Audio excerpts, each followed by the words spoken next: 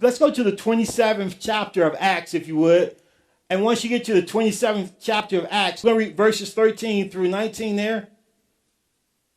And then we're going to jump over 27 through 31. So just bear with me as we tell the story, and this will save us some sermon time. That's where you go, yay, right? And when the south wind blew softly, supposing that they had obtained their purpose, loosing thence, they sailed close to Crete.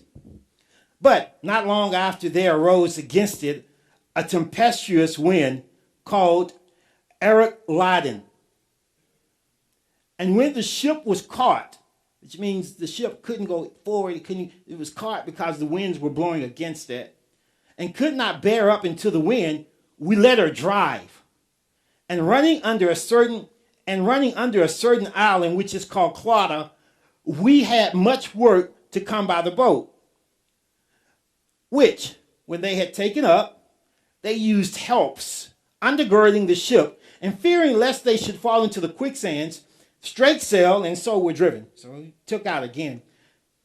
And we, being exceedingly tossed with a tempest, the next day they lightened the ship. And the third day we cast out with our own hands the tackling of the ship. And when neither sun nor stars in many days appeared, and no small tempest lay on us, all hope that we should be saved was then taken away. We'll read the rest at another time. Sometimes things push us off of center. Sometimes I feel like my life is doing like this. Have you ever felt like your life was going this way and that way and this way and that way? You ever felt like someone was rocking your little boat? No, really. You ever felt like someone's just standing there and they're just standing up in the boat doing this? Shh, shh, shh. And you're sitting down, you're going, oh. You don't? I do. And this morning, we catch Paul. Paul, who's been caught, who's going to jail. And so they take him and put him in a little skiff. It's a big word for a little lifeboat. And they take him and put him on the big boat, and they're going to take him to jail. And they have to sail there because he has to go to see the high governor. And on his way there, Paul says, not one day, not 2 days, not 3 days, but for 14 days, the boat was going this way and that way and this way and that way. Can you imagine that? And for the last, what's today, 20 what? 29th? For the last 29 days, I've been standing up in the middle of a boat that you call church, like some bad little kid doing this. And for the last 29 days, you don't have to tell me because I know it's true. Some of you have been feeling like your church boat has been going this way and that way and this way and that way. And some of you are like, oh, my goodness, if it'll just stop. You don't have to fess up to it. I can see it in your faces. You don't have to fess up to it because whether or not you believe it, I'm on the boat too. Even though I'm the one rocking it and it feels like I'm rocking it, the truth is, as Paul put it, when the sails really got bad or when the storm started rushing, it wasn't anybody rocking it. He says we let the sails down and then we let her drive, which means it was the waves of life rocking the boat, not the person standing up in the boat rocking the boat. So in other words, I didn't do it. I didn't do it. It's just the fact it was time for the boat to go this way and that way and this way and that way. And I'm not saying I didn't do it to be excused from anything. I'm saying I didn't do it because guess what? I ain't do it. And that's what happens sometimes in our lives, right? Sometimes in our lives when we think, oh my goodness, I felt like I was good. I had paid summer tuition and I was all right. And then he goes, oh yeah, and I need the deposit for fall tuition. What?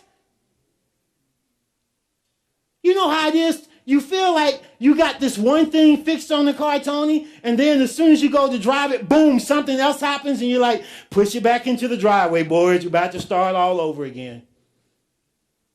And that's this thing we call life. But the important thing is that Paul shows us how to handle it. And so when you're caught up in this tempest that we call change, and we're caught up in the tempest that we call change, caught up in that, I want you to see what happens. The first thing Paul says is that because we knew the storm was coming, we undergirded the ship. Now, I'm not a sailing person, so I have absolutely no idea what undergirding meant. But I can read.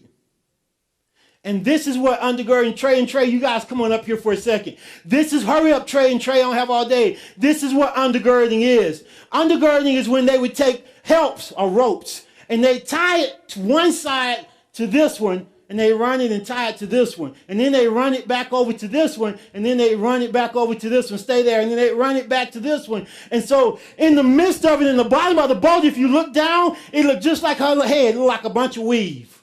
Oh, sorry, you had to kind of get that. That's a cultural joke. It was woven back and forth, back and forth. And so that's what it looks like in terms of a ship. This is what it looks like in terms of people. If you know the storm is coming, you've got to undergird one another. Put your toes together, boys. Hurry up. We don't have all day. That's good. Now put your heels together while your toes are together. Put your heels together. No, you got to stand up. You got to stand up. That's not an option. Come on, big man. Put your heels together. Now, see, the problem is that see how easy that is? Come on back. Put your heels and your toes together. You got to undergird one another. Grab hands, boys. Grab hands. Now, lean back. Lean back.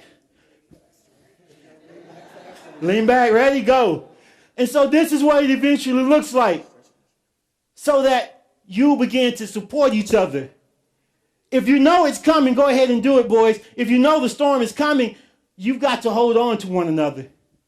If you do nothing else, hold on to each other. If Trey lets go of Trey, he falls. I got you, baby. I'd never let you fall. Have a seat.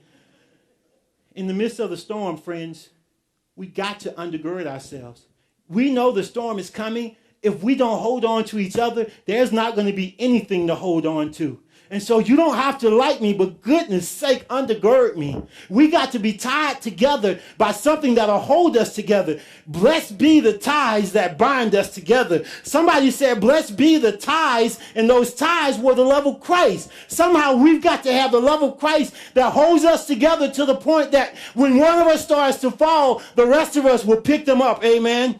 We've got to have the ties of Christ and the ties of love that bind us together, that you can't cry without my heart hurting, that you can't go hungry if I have food in my refrigerator, that you can't be broke as long as I have money in my pocket. We've got to be undergirded one with the other, and that tie has got to be the love of Christ. Blessed be the tie that binds us together. Blessed be the ties that won't let you be by yourself. Blessed be the ties that come hell or high water, we're still going to be Grace, Warren, Faith, Newman. We are the Newman parish, regardless of what comes at us. Blessed be the ties that bind us. The worst thing that can happen is to go through a storm and be the only one on the ship. Oh, glory, hallelujah. That's too much work for one person to do all by themselves. And so because they knew because they knew the storms were coming, the first thing they did is said, we got to bind it together with something. And they said, we're going to bind it together with a help. My help comes from, I look to the mountains from whence cometh my. So he said, we took the helps and we bound them together with the helps. All he was really trying to tell you was that in the midst of your storms, you've got to be bound to one another through love. But not only that, then he said, And you can read it. I've read it so many times. I got it. If you don't trust me, 17 and 18 is where it is. 27, 17 and 18. Then he said, because the storm kept coming the third day, we started throwing stuff overboard. Now you like, he trying to get me to get rid of my stuff. I surely am.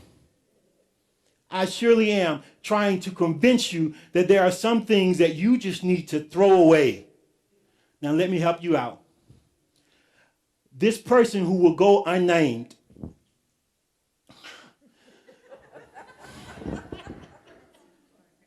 Somebody has some shoes in their closet, Sarah, that they can't wear. They just don't fit. And I said, they don't fit. She said, okay, that's fine. I'm going to get rid of them.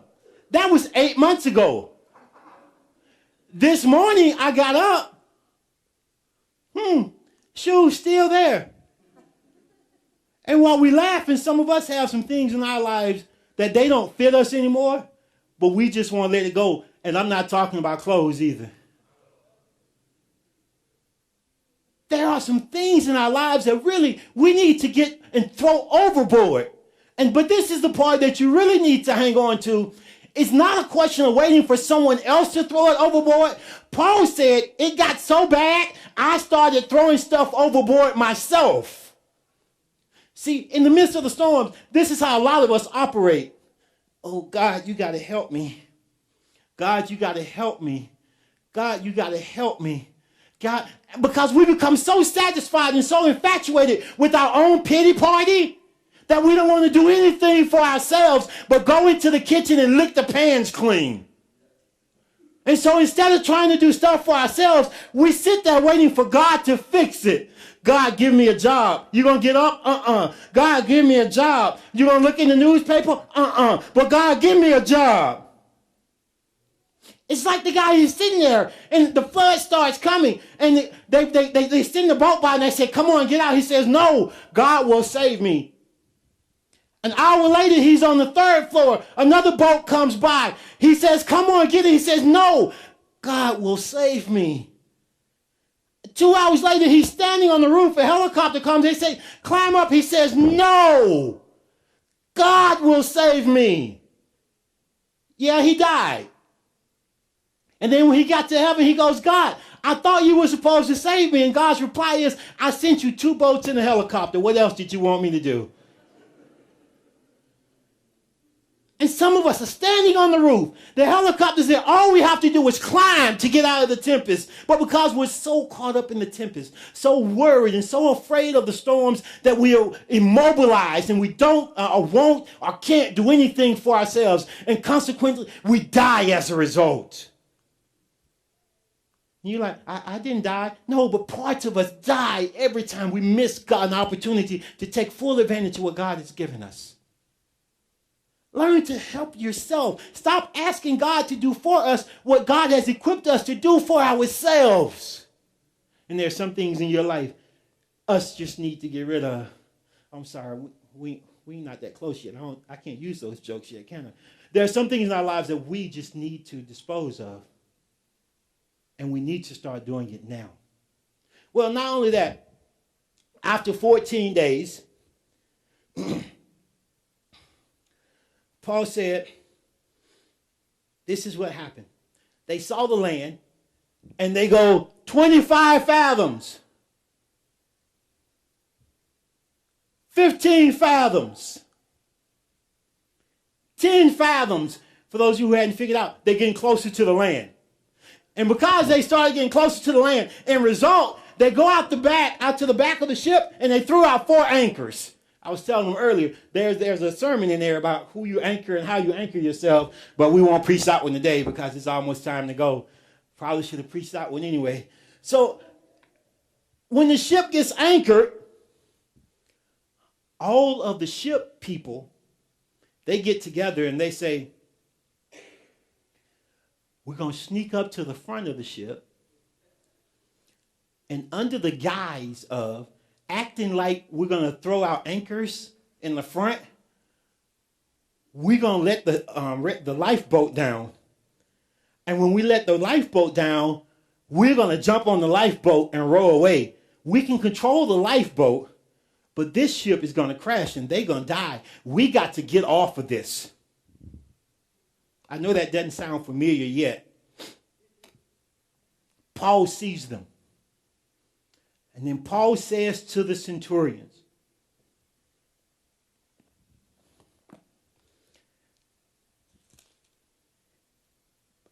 except these abide in the ship, you cannot be saved. It goes on to talk about how the centurions wouldn't let them get off the ship. Except these abide in the ship, you cannot be saved. It's easy to get so scared that you run.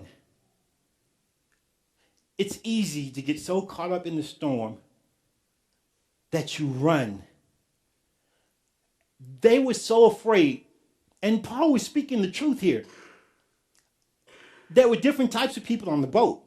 There were the fighters and the guards that had Paul, and then there were the ship people who operated the sails and the ship stuffy. The ship stuffy, that's a good word. And the people who knew how to operate the ship were about to get off the ship. Clearly, they were going to die. So all I'm telling you is in the midst of this storm called change, whatever you're doing, don't give up. If you've been singing in the choir, somebody said, choir members quitting. Whatever you do, don't quit. Because except you abide in the ship, we shall all die. If you've been ushering, for the love of all that is right, I can out-preach him. For the love of all that is right, don't quit ushering, because if you quit, we're all going to die. If you've been praying, if you've been preaching, whatever it is that you were doing before the storm started, don't make a decision to quit in the midst of the storm. Stay the course. The race is not given to the fast, nor to the swift, nor to the strong, but to he who endures until the what? Stay on board. Whatever you do, friends, I love you. Don't quit. Because if you quit, every time you quit, we get a little weaker and we come closer to dying ourselves. And if you can't say anything else in the midst of your storm, I want you to be able to say these words, because it's true about me. I love the Lord. I love the Lord. And if loving, I won't even do it. If loving the Lord is wrong, I don't want to be right. I love God. And I love God too much to allow a couple of thunderstorms, a couple of flashes of lightning, and a couple of clouds to cause me to be separated from that love. So whatever you're doing, I know that the sun has not shone and you have not seen stars for many a nights. But I promise you, ain't no need to worry. It'll be all over in the morning. I assure you that weeping may endure for the night, but joy comes in the morning.